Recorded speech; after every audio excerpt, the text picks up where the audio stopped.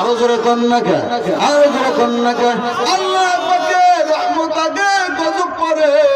যদি বান্দা একটা বার চিন্তা করো, গজব যদি আগে হইতো, ফজর নামাজ পড়ে দেয় ঘুমাও, আযাবের ফেরেশতা দেয় এক থাপ্পড় দিয়ে কান ফাটা দিত।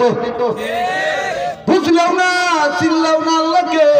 আল্লাহ কেমন দয়াময়, আল্লাহ চিল্লাও না। আল্লাহর গজব যদি বান্দাকে থাকতো, সামনে রমজান মাস, বান্দা আসতেছে, বান্দা রোজা বান্দা পর্দার আড়ালে বান্দা বিড়ি খাওয়া আছে না নাই? পর্দার আড়ালে বান্দা পেঁয়াজি খাও, কত খাবার খাও। আল্লাহ পাকের গজব যদি বান্দাকে থাকতো, আযাবের ফেরেশতা দিয়ে বান্দা আযাব দিত। কথা গান ঠিক না ঠিক?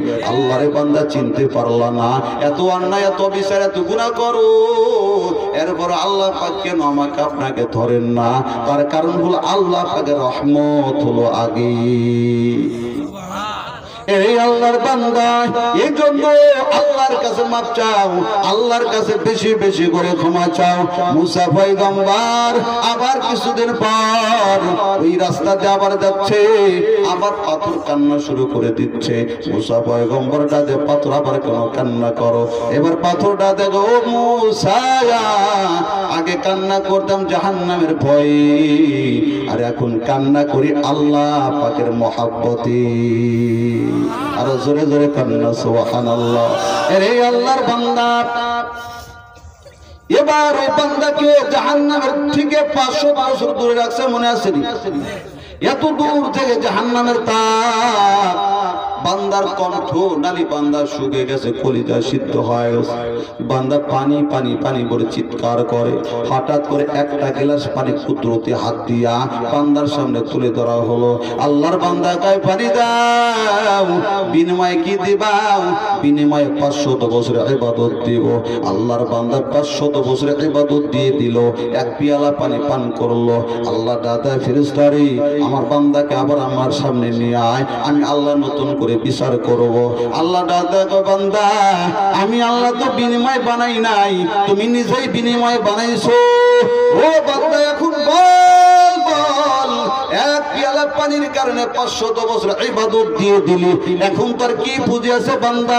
এখন বল, আমি আল্লাহ এমন এক গ্লাস নয়, লক্ষ লক্ষ গ্লাস ওই পাহাড়ের মধ্যে আমি তোরে পানি পান করাইলাম, তাও তিতা পানি না, আইরুমালা পানি না, আর্সেনিক মুক্ত পানি, সমুদ্রের ঝর্ণার পানি, পাহাড়ের ঝর্ণার পানি, মিষ্টি পানি পান করাইলাম। বান্দা বল, এই পানিগুলোর বিনিময়ে কয়টা সেজদা নিয়ে আসা? আল্লাহ তাদের বান্দারে লক্ষ লক্ষ নয়, কোটি কোটি ডালিমের দানা খাইছো, এগুলোর বিনিময়ে কয়টা সেজদা নিয়ে আসা? এ বান্দা, আমি আল্লাহ অক্সিজেন দিলাম, শ্বাস গ্রহণ করলা, শ্বাস ছাড়লাও, এর বিনিময়ে কয়টা সেজদা নিয়ে আসছো? বান্দা, তুমি মসজিদে যাও, তোমার নিজস্ব কোনো শক্তি নাই, আমি আল্লাহর দেওয়া শক্তি, আমি আল্লাহর দেওয়া শক্তিতে পায়ে হেঁটে হেঁটে মসজিদে গেছো, আমি আল্লাহর দেওয়া শক্তি। বান্দা রুকু করছো, সেজদা করছো, ও বান্দা বল, এগুলোর বিনিময়ে কয়টা সেজদা নিয়ে আসছো?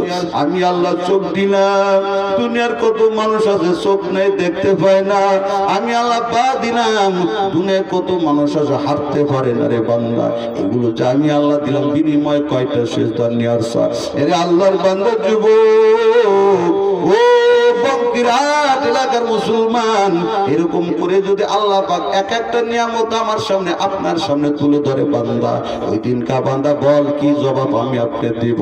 আল্লাহ পাক যখন এক একটা করে বান্দাকে উদাহরণ দেয়, আল্লাহর বান্দা সেজদা করে কান্না করে, মালিক আমল দিয়ে জান্নাতে যেতে পারবো না তোমার অনুগ্রহ দয়া ছাড়া।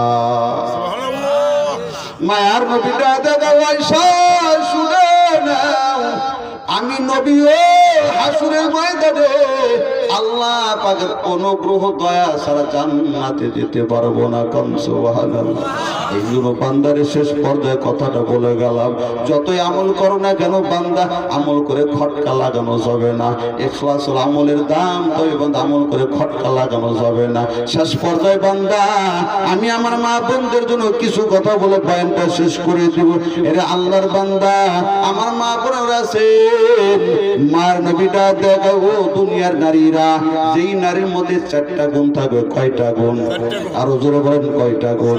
আল্লাহ নবী ডাক দেখায় যেই নারীর মধ্যে 4টা গুণ থাকবে, আল্লাহ নবী কয় জান্নাতের 8 দরজাতে যেটা দেখ খুশি জান্নাতে যেতে পারবে। এ মায়েরা যদি দেখতেছো তো ভালো, এরপরে ভালো করে শোনো। কয় গুণ? 4 গুণ। আরো জোরে বলেন। নবীটা দেখায় 4 গুণওয়ালা নারী, যেই নারীর মধ্যে 4 গুণ থাকবে, আল্লাহ নবীটা দেখায় জান্নাতের 8 দরজা দেয়, যেটা দেখ খুশি জান্নাতে যাবে। আরো জোরে কোন?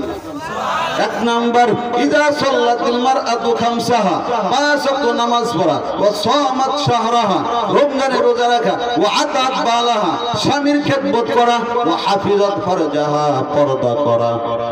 কি করা? নামাজ পড়া, রোজা রাখা, স্বামীর খেদমত করা, পর্দা করা। নামাজ রোজা কিছুটুক যদি পাওয়া যায়, পর্দা আর স্বামীর খেদমতের বেলায় হলো 0। স্বামী আলু উঠাইয়া বাড়ি যায়, আলুর আবাদ তো আছে নি, ভুট্টা উঠাইয়া বাড়ি যায়, আলু উঠাইয়া বাড়ি যায়, রোদের প্রখরতা। স্বামীটা জায়গায় বিবি 1 গ্লাস ভরি দাও, বিবি কয় গ্লাস আছে, টেবল আছে, খাও। আমার মনে হয় আপনাদের এলাকার বিবিরা ভালো, এই জন্য ঠিক কর না, আমার ওখানে এরকম আছে, খাও। হ্যাঁ, বিবি রাত্রে 10 স্টার জলসা আছে না নাই? আপনাদের এখানে আছে বিবি স্টার জলসা? কোথায়? স্বামী দোকান বন্ধ করে পারে খাবার দে, বিবি কয় ওই টেবিলের পরে আছে, বাইরে বাইরে খাও। বাংলায় কই কথা, কথা না কি কয়? বাইরে খাও, কথা বল না কেন?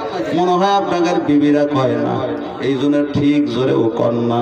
তাল্লাক বিন আলী রাদিয়াল্লাহু তাআলা আনহুমা বলেন, আল্লাহর নবী বলেছেন, কোন নারী যদি চুলার পরে থাকে, অর্থাৎ রান্না করে কাজ করতেছে, এমন অবস্থায় স্বামী যদি ডাক দেয়, রান্নার কাজ বাদ দিয়ে স্বামীর ডাকে সাড়া দাও হলো ওয়াজিব। আমার মায়েরা ভালো করে শুনো, স্বামী ডাকতে ডাকতে মরে যায়, খুঁজে পাওয়া যায় না, আছে না নাই? এজন্য মা পায়ে হাত দিয়ে বলে যায়, স্বামীর খেদমত আর পর্দা। কি স্বামীর খেদমত পর্দা? তারপর বউ আসে নাই, বাচ্চা শোনাইবে,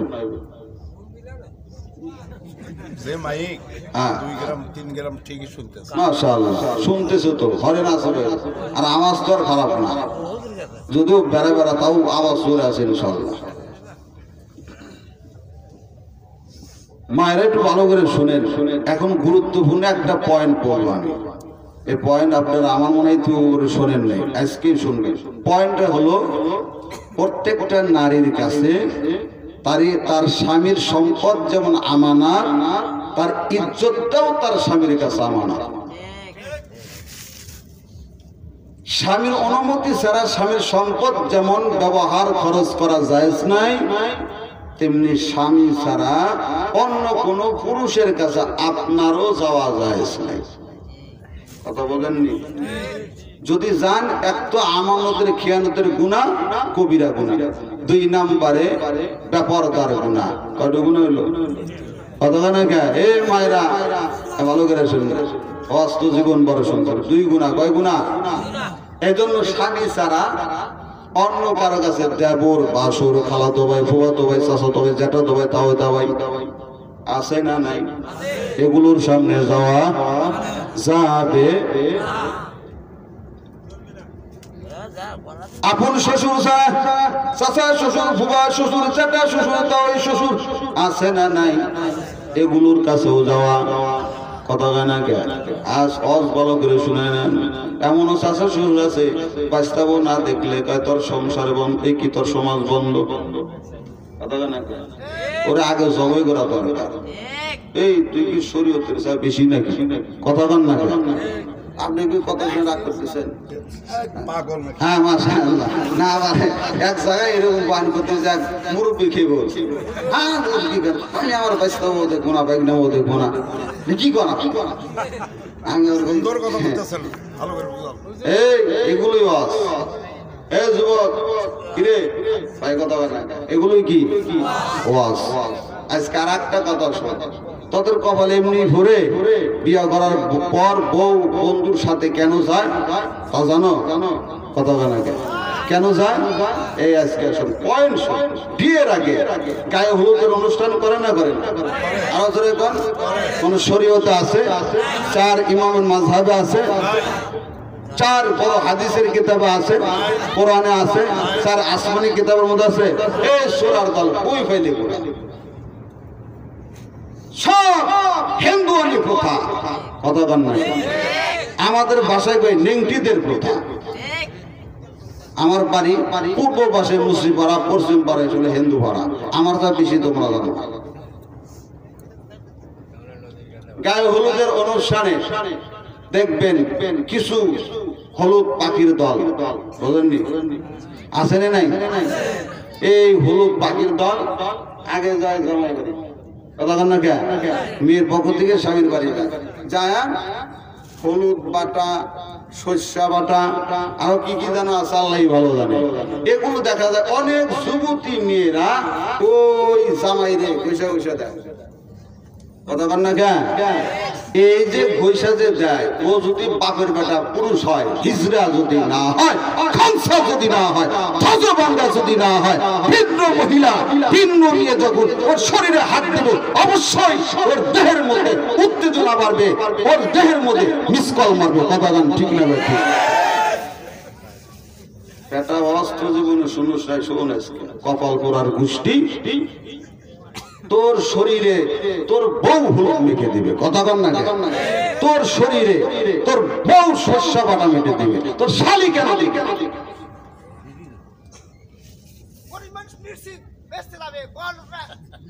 মাশাআল্লাহ জান্নাতি মানুষ সাইজ করে দিচ্ছে, দাওয়াত আগামী দেশ না দেশ না আজকে সাইজ করে সুযোগ দেন। 11টা টাইম দিচ্ছে, আমি আর 1 ঘন্টা কপাল গোড়ার গোষ্ঠী।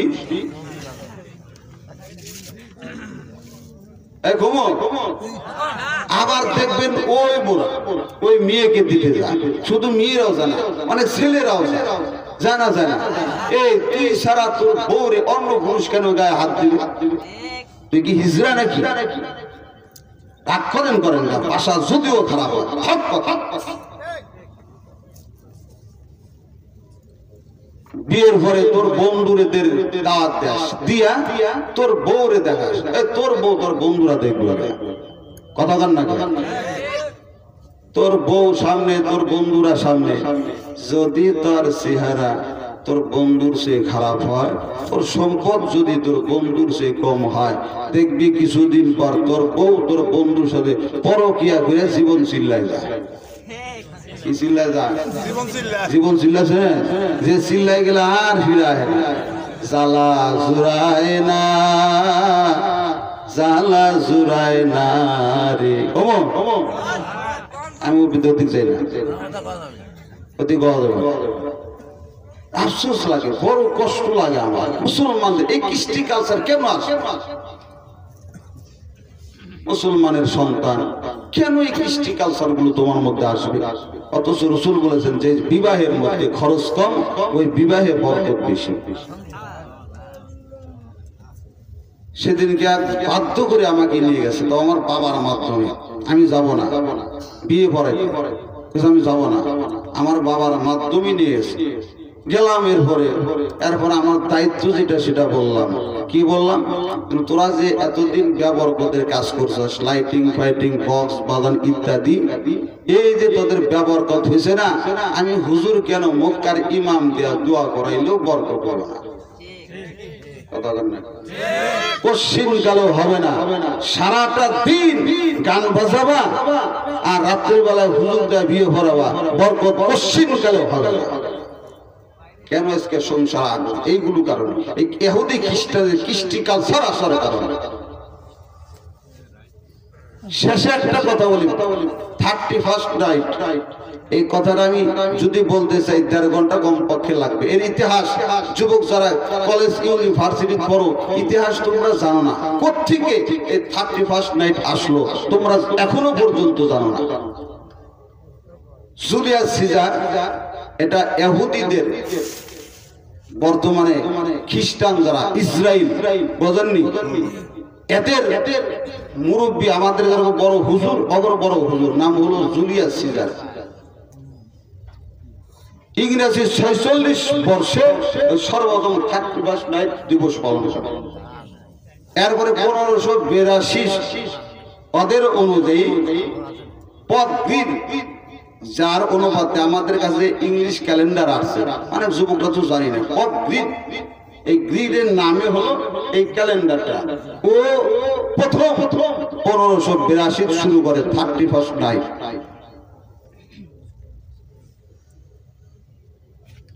ইংরেজি মাস বা ইংরেজি বর্ষপঞ্জি কোন মাস দিয়ে শুরু? কথা হবে না, আরো জোরে বলেন। রোমানদের অথবা খ্রিস্টানদের উভয়, ওদের একটা দেবতার নাম হলো জানুস। কি নাম? জানুস। কি নাম? জানুস, JANUS, জানুস। এই জানুসের মাথা হলো দুইটা। কয়টা? দুই মাথাওয়ালা দেবতা। তো ওদের ধারণা এই দুই মাথাওয়ালা আমাদের যে দেবতা মানুষের ভাগ্য পাল্টায়। নাউজুবিল্লাহ। এই জন্য এই 31 নাইট অর্থাৎ 31 ডিসেম্বরে রাত যখন পারা হয়, ওই দিন করা ওই দেবতার পিছনের মাথার দিকটা মাথা,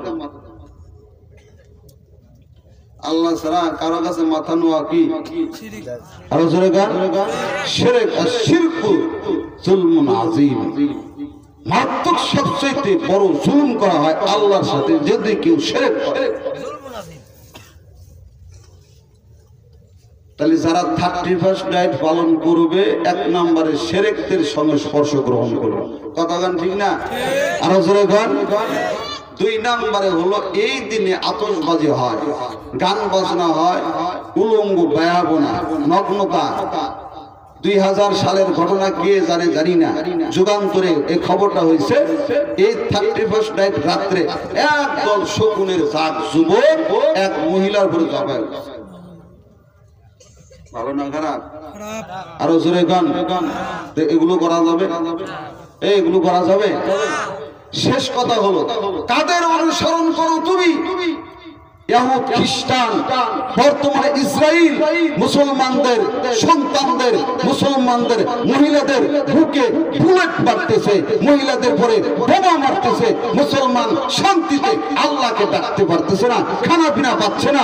আরামে খাও, আরামে ঘুমাও, বুঝবা কি? মুসলমান তো দাবি করো, কাদের অনুসরণ করো? এই ইহুদি খ্রিস্টানরা প্রায় 200 বছর পর্যন্ত মুসলমানদেরকে গোলামের শিকলতে বেঁধে রাখছে।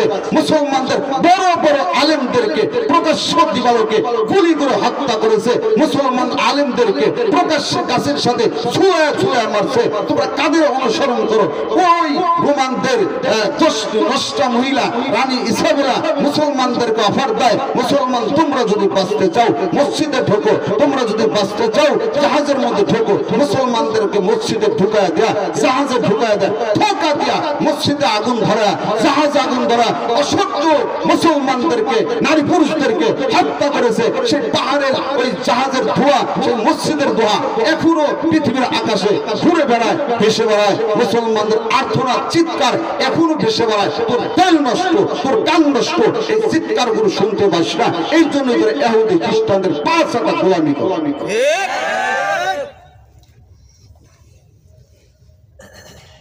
তত্ত্বকণ্ঠ বলে যাই, যুবক যারা আছো, এই সমস্ত অনুষ্ঠান তোমরা করিও না, কেউ খুশিও হো না।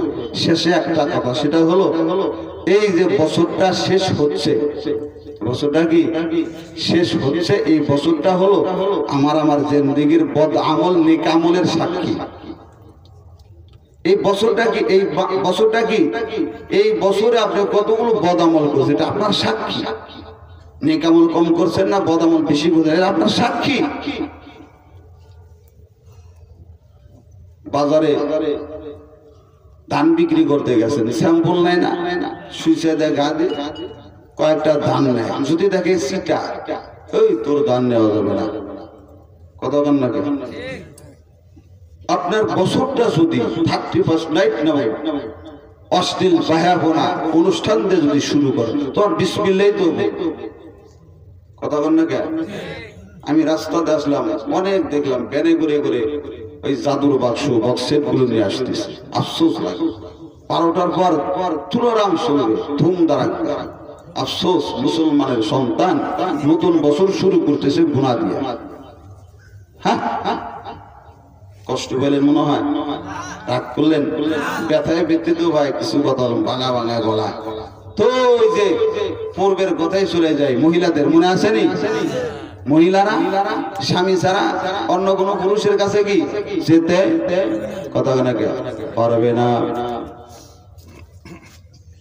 নবীজির মেয়ে ফাতেমা রাদিয়াল্লাহু তাআলা আনহা,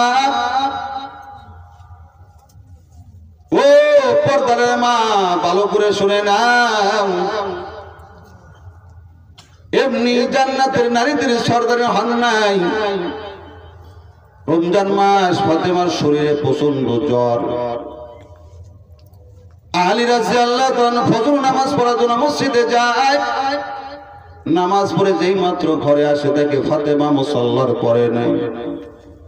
কি ব্যাপার, আমার ফাতেমা কেন মুসাল্লায় নাই? আমার ফাতেমা তো ইশাক নামাজ না পড়ে মুসাল্লা ছাড়তো না। আমার ফাতেমা কই গেল, তালাশে বের হয়ে গেল। লক্ষ্য করে দেখতে পাই নবীর মেয়ে ফাতেমা ওই চুলার পরে রান্না করে গিয়ে অনেকগুলো খামিরা তৈরি করছে, অনেকগুলো কাপড় পানিতে ভিজায়।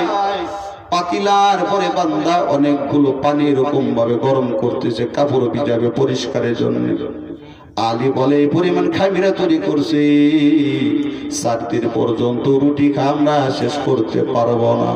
দাদা ও ফাতেমা, তোমার না জ্বর কষ্ট, কেন এত খামিরা তৈরি করছো?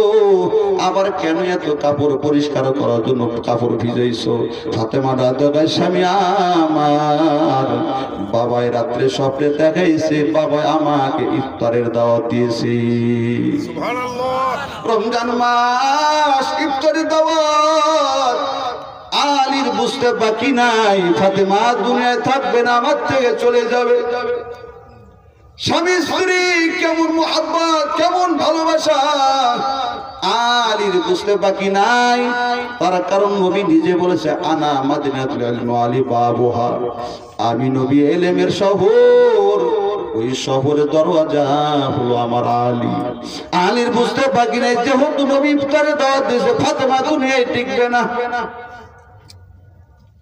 আলী ফাতেমা হাত ধরে চোখের পানি ফেলায় কান্না শুরু করে দেয়।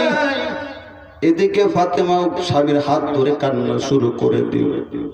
স্বামী স্ত্রী কেমন মহাব্বত, কেমন ভালোবাসা। এরে পর্দারের মা, পায়া হাতে বলে যায়, ভালো করে পয়েন্টটা শেষ পর্যায়ে শুনে নাও। আলী কান্না করে, ফাতেমাও কান্না করে। এরে বান্দা, ফাতেমা দাদা, স্বামী আমার দীর্ঘদিন দাম্পত্য জীবন আমি আপনার সাথে কাটাইলাম, অনেক সময় আপনাকে মনে আঘাত দিয়েছি, অনেক কষ্ট দিয়েছি। এগো স্বামী আমার, আপনার সামর্থ্যের বাহির অনেক কিছু রপ্তারে করেছি। কই কিয়ামতের ময়দানে কোটি কোটি মানুষ, আমার বাবা ওই দিনে হাসরের ময়দানে থাকবে। ওই কোটি কোটি মানুষের সামনে যদি আমি ফাতেমার বিরুদ্ধে আল্লাহর কাছে নালিশ দেই, আমার বাবা লজ্জিত হবে, অপমানিত হবে। আমি আপনার পায়ে দেয়া বলি, আমাকে ক্ষমা করে দেন, মাফ করে দেন। আলীটা দেখায়, ফাতেমা রে, আমি তো তোমার যোগ্য ছিলাম না। তোমার বাবা আমি আলীর প্রতি দয়া করি, আমার বিবি হিসাবে তোমাকে দান করেছে। এরে ফাতেমা, অন্য কোন স্বামীর মতো তোমাকে ভালো খাবার দিতে পারি নাই, ভালো পোশাক দিতে পারি নাই। ও ফাতেমা, চাহিদাও তোমার মিটাইতে পারি নাই। ও ফাতেমা, হাসরের ময়দানে কোটি কোটি মানুষের সামনে আমি আলীর বিরুদ্ধে আল্লাহর কাছে নালিশ, আমাকে অপমানিত করবা না, আমাকেও তুমি ক্ষমা করে দিও। স্বামীও কান্না করে, বিবিও কান্না করে। মহব্বত কারে কয় বান্দা, মহব্বত কারে কয়? বিবির ব্যথায় স্বামী ব্যতীত হবে, স্বামীর ব্যথায় বিবি ব্যতীত হবে। ইহাকে বলা হয় না মহব্বত, ভালোবাসা। এমত অবস্থায় হাসান হোসেন দুনু ভাই দৌড়াচ্ছে, দেখে মাও কান্না করে, বাবাও কান্না করে। ডাক দেখায়, মা কেন কান্না করো? ও বাবা কেন কান্না করো? ফাতেমাটা দেখা, হাসান হোসেন দেরি করবি না, দৌড়া নানার কবরে যা, নানার কবরটা জিয়ারত করে আয়। তার কারণ মাঝে মধ্যে ফাতেমা হাসান হোসেন দুষ্টামি করলে নবীর কাছ কবর জিয়ারতের কথা বলতো। হাসান হোসেন দুনু ভাই কবর জিয়ারত করে নবীর দরজে চলে গেল। নবীর কবরে সালাম দেয়, রওজায় সালাম দেয়। নবী হাসান হোসেন সালামের জবাব দেয়। নবী কথা বলে, হাসান হোসেন শোনে। হাসান হোসেন কথা বলে, নবী শুনতে পায়। অথচ বান্দা লক্ষ লক্ষ হাজিরিন রাসূলের রওজার পাশে গিয়ে সালাম দেয়।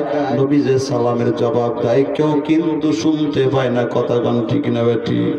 এর বান্দা ইহাকে বলা হয় মিয়ানে আশিকো মাশুক রমজিদ কিরামান কাতিবিন রাহম খবর নি। যদি ছোট্ট একটা পাখি হইতাম, যদি ডানা ওয়ালা পাখি হইতাম, একটা উড়াল দিয়া আমি মদিনায় যাইতাম। হায়রে একটা উড়াল দিয়া আমি মদিনায় যাইতাম। নবীরা দেখায়, হাসান হোসেন দৌড়া, আমার রওজার পাশে দেরি করবি না, যা আমার চেহারাটা বেশি বেশি বেশি করে দেয়। তোর মা কিন্তু দুনিয়া থাকবে না, আজকে বিকালে তোর মা ইফতারের আগে চলে আসবে। হাসান হোসেন দুনু ভাই দৌড়ায়, মাকে দেখায়, মা কেন মিথ্যা বলে বলে আমাদেরকে ভুলাও? তুমি না দুনিয়া থেকে চলে যাইবা? এ আল্লাহর বান্দা, এবার ফাতেমার শরীরের জ্বরটার বৃদ্ধি হয়ে গেল। ফাতেমা বিছানার পরে শুয়ে যায়। এ আল্লাহর বান্দারা ভালো করে শুনে নেন, ও পর্দারা আমার ভালো করে শুনে নাও। এবার ফাতেমার স্বামীটা দেয়, স্বামী আমার, আপনার কাছে আমার আবদার, আমি যখন দুনিয়াতে বিদায় নিয়ে যাইব, আমি মরার পর আমার মরার খবরটা মাইকিং করবেন না, কামবাজ করবেন না। আমার জানাজা বেশি লোকের দরকার নাই, মুষ্টিমায় কিছু সাহাবীদের জানাজা দাফন করে ফেলবেন।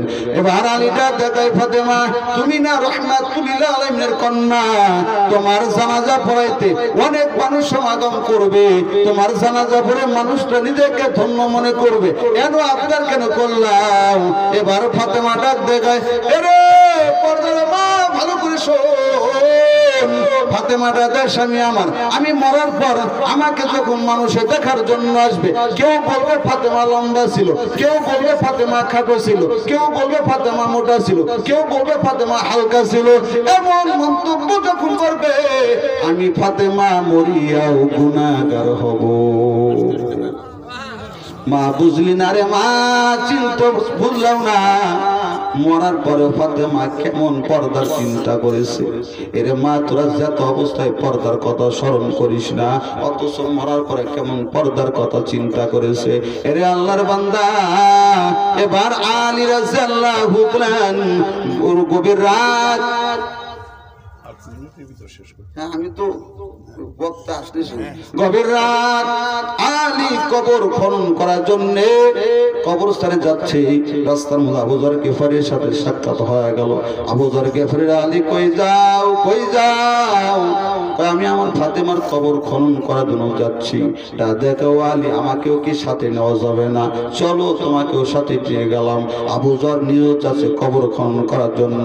কবর যখন বান্দা খনন করা শেষ হয়ে গেল, আবু যর আবেগে দাদে, কবর তোর কপাল কতই না ভালো, তুই কত ভাগ্যবান। খবরদার, তুই কি জানিস তোর গহবরে কি আসতেছে? শেরে খোদা আলীর কি আসতেছে? জান্নাতের যুবক সর্দার হাসান হোসেন মা তোর গহবর আসতেছে। ও কবর রহমাতুল লিল আলামিন কন্যা তোর গহবর আসতেছে। এরে কবর, ফাতেমার সাথে বেয়াদবি করবে না। কবরটা দেখা, আল্লাহ আমার জবান কাফনটা খুলে দেন, আমি আবু যরের কথার জবাব দিয়ে দেই। এবার কবরটা দে আবু যর, শোন, আমি কবর নবীরেও চিনি না, নবীর মেয়ে ফাতেমারও চিনি না, আলীরেও চিনি না, হাসান হোসেনের মায়েরও চিনি না, আমি কবর তারই চিনি। আমি কবর তার সাথে সম্পর্ক হবে ভালো, তার আমল হবে ভালো। আবু জার এমন কথা শোনার পর ডাক দেখায়, নবীর মেয়ের অবস্থা যদি এমন হয়, আমার তো উপায় নাই, কি উপায় হবে আমার মরণে? কেমনে একা থাকবো আদার কবরে, সাথী নাই রে, বাতি নাই রে কবরে, কেমনে একা থাকবো আদার কবরে। মত কাসিল কুল্লু নাসিল সারেবু, কবর পাইতিন কুল্লু নাসিল দাখিলু। ফাতেমার যখন বান্দার দাফন কার্য সম্পন্ন হয়ে গেল, সকালবেলা মুসলিম জাহানের প্রধানমন্ত্রী আবু বকর সিদ্দিক পর্যন্ত জানে না ফাতেমার মৃত্যুর খবর। সুবহানাল্লাহ। এই জন্য মায়েরা, ফাতেমার ঘটনা যদি তোমরা বুঝে থাকো, নিজের পর্দার মধ্যে ঢুকায় দাও, 4 গুণের অধিকারে হয়ে দাও। 5 ওয়াক্ত নামাজ, রমজানের রোজা, পর্দা, স্বামীর খেদমত। আল্লাহ পাক আমাদের সবাইকে কথাগুলোর উপর আমল করার তৌফিক দান করুন। সকলে বলে আমিন। ওয়া আখিরু দাওয়ানা আনিল হামদুলিল্লাহি রাব্বিল আলামিন। আসসালামু আলাইকুম।